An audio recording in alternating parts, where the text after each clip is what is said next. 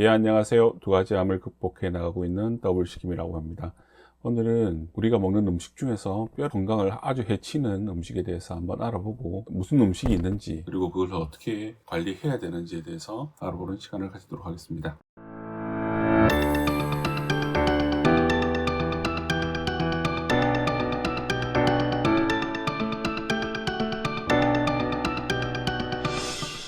예, 먼저 낮아진 뼈 밀도는 골다공증을 일으킬 수 있고, 이러한 골다공증은 결국은 뼈를 약화시키기 때문에 골절의 위험도를 아주 크게 증가시키고, 그 골절이 때로는 우리의 생명을 위협할 수 있는 상황에 이르기까지 할 수 있습니다.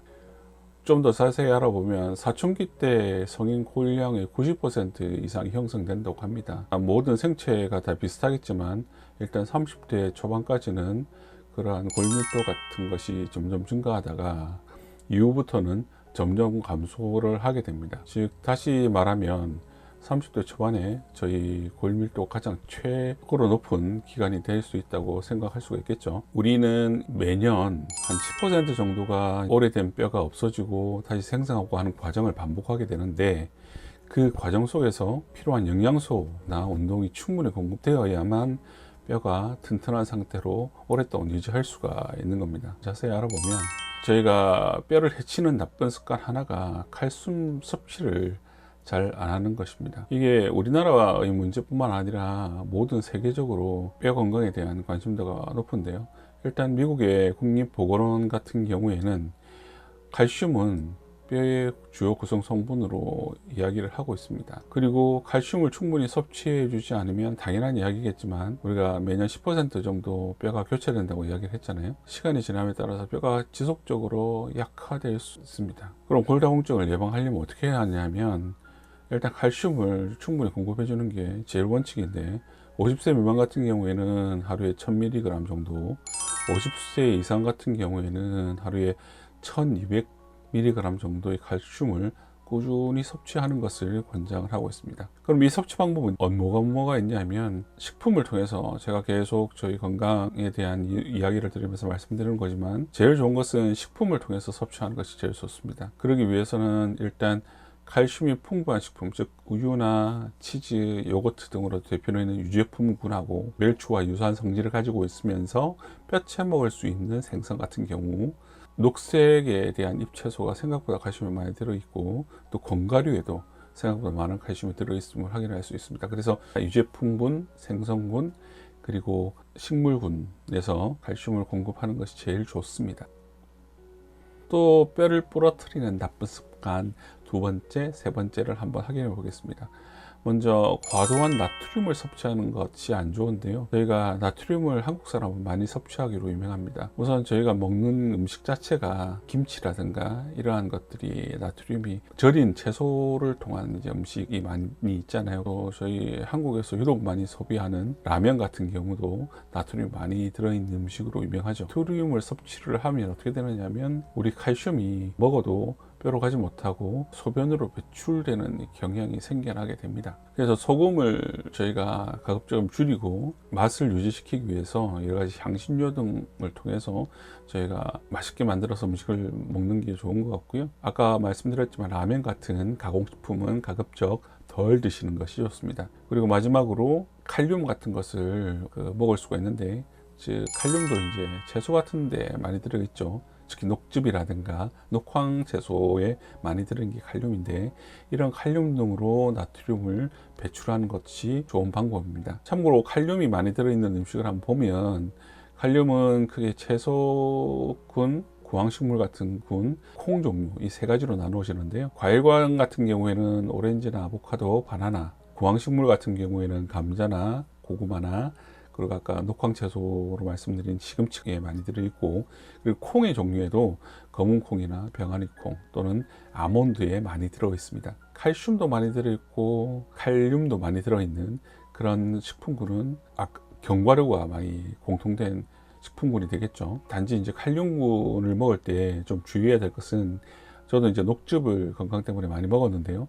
칼륨 수치가 녹즙을 많이 먹으면 일시적으로 많이 증가하는 경우가 있습니다. 이때는 심장에 대한 이상을 일으킬 수가 있기 때문에 칼륨을 드실 때는 많이 드시는 것도 좋은데, 특히 이제 녹즙같이 아주 진한 농도의 칼륨을 드실 때에는 한 번씩 피 검사를 해서 자기 피 속에 있는 칼륨의 농도를 확인하시고 드시는 것이 좋겠습니다. 세 번째, 뼈를 부러뜨리는 나쁜 습관은 탄산음료를 많이 먹는 것입니다. 우리 한국에서 농담 삼아 하는 말이 있죠. 탄산음료는 뼈를 삭힌다는 말이 있는데 이것이 사실입니다. 왜 그러냐면 탄산음료 속에는 고농도의 인산염이 존재를 하게 되는데, 고농도 인산염은 칼슘, 아연, 철 등의 무기질을 배설하게 만드는 역할을 하게 됩니다. 탄산음료에 인산염 외에도 카페인이 또 많이 들어있잖아요. 이런 카페인도 결국은 칼슘을 배출하는 역할을 해서, 결국 탄산음료는 인산염 때문에 또 카페인 때문에 저희 몸에 어렵게 들어온 칼슘을 배출해버리는 그런 역할을 하는 음식물 중에 하나입니다. 그러면 이제 네 번째, 다섯 번째 습관을 보면, 아까는 먹는 것에 대해서 주로 말씀드렸는데, 네 번째 나쁜 습관은 운동을 안 하는 것입니다. 운동을 왜 해야 되냐면, 저희의 뼈들은 중력에 의해서 자연적으로 이제 수직적인 압력에 버티고 강화되도록 그렇게 구성이 되어 있습니다. 그래서 뼈에 체중이 실리도록 하는 체중 부하 운동이 아주 중요한데, 이러한 체중 부하 운동을 하지 않는 것, 그러한 운동 부족이 결국은 뼈를 약화시키는 결과를 초래하게 됩니다. 여러 가지 사정으로 입원 등을 통해서 많이 누워 계시는 분이 뼈가 점점 약해진다라는 말을 들어보신 적이 있을 겁니다. 마찬가지로 걷거나 계단을 오르거나 스쿼트 등 인위적인 하중 부하 운동을 하지 않으면 이렇게 뼈가 점점 약해지게 되는데요. 저희는 걷기만 해도 뼈의 건강을 유지할 수 있다는 논문들이 있기 때문에 하루에 30분 내지 1시간은 꼭 걸으셔서 뼈의 건강을 유지 나가시길 바랍니다. 또 뼈가 자체가 또 약하신 분들이 어쩔 수 없이 걷기가 힘드신 분들이 있잖아요. 이러한 분들 같은 경우에는 근육을 키워서 결국은 뼈의 부담을 줄여서 걷는데 또는 활동하는데 문제없이 만드는 것도 중요한데, 특히 이제 중요한 근육이 엉덩이 근육과 허벅지 등 하체 근육입니다.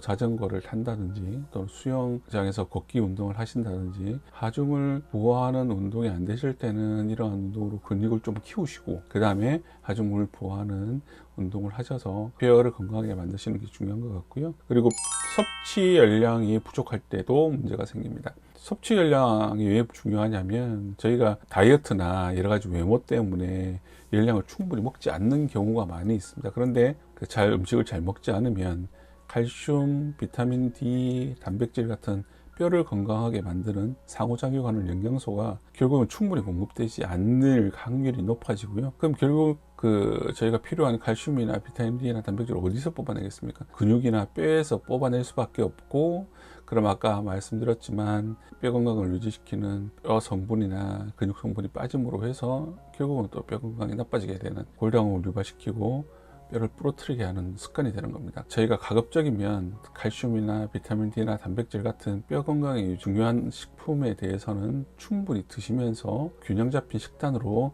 드시는 것을 권장해 드립니다. 그럼 마지막으로 저희가 뼈 건강이 왜 중요하냐 해서 한번 보면, 결국 나이가 들어감에 있어서 뼈 건강은 행복한 삶의 가장 기본적인 요소입니다. 뼈 자체가 건강하고 또 뼈와 근육이 한 세트이기 때문에 근육으로 뼈 건강을 유지해야만 활동을 할 수 있고, 활동을 해야 심폐기능이 강화되고, 심폐기능이 강해야 잔병 없. 앞에서 말씀드린 바를 한번 정리해 보겠습니다. 먼저 균형 잡힌 식단을 드셔야 되는데, 특히 칼슘에는 신경을 써주시고, 만약에 칼슘을 식단 구성을 하기 어려우시면 보조제라도 꼭 한번 드셔주시기를 바랍니다. 그리고 칼슘을 배출하는 아까 여러 가지 음식이 있었죠. 특히 탄산음료라든가 카페인 등은 덜 마시고, 그리고 나트륨 섭취하는 한국의 식습관은 어쩔 수 없는 부분이 있지만 가급적이면 짜게 드시지 않도록 하시는 것이 중요합니다. 걷기 운동을 기본으로 하는 체중 부하 운동을 열심히 하셔서 뼈와 근육을 어느 정도 키워 주시고요. 항상 말씀드리지만 병적으로 뼈에 칼슘이 빠져나가는 그런 경우도 많이 있기 때문에 골밀도 검사를 매년 하셔서 또는 정기적으로 하셔서 뼈 건강을 체크해 나가시기를 바랍니다. 특히 이제 저희 나라 같은 경우에는 제가 알기로는 60대 정도 되면 뼈 건강을 체크하는 골밀도 검사가 보험이 되는 것으로 알고 있습니다. 그래서 뼈 건강이 나빠져서 다시 되돌이킬 수 없는 상황에 빠지지 않도록 골밀도 검사 등은 한 번씩 해 보시는 것을 권장이 됩니다. 네, 오늘은 뼈가 건강해야 행복한 삶이 된다는 주제로 여러 가지 이야기를 나누어 보았습니다. 예, 항상 행복하십시오. 네, 오늘은 여기까지 하겠습니다. 감사합니다.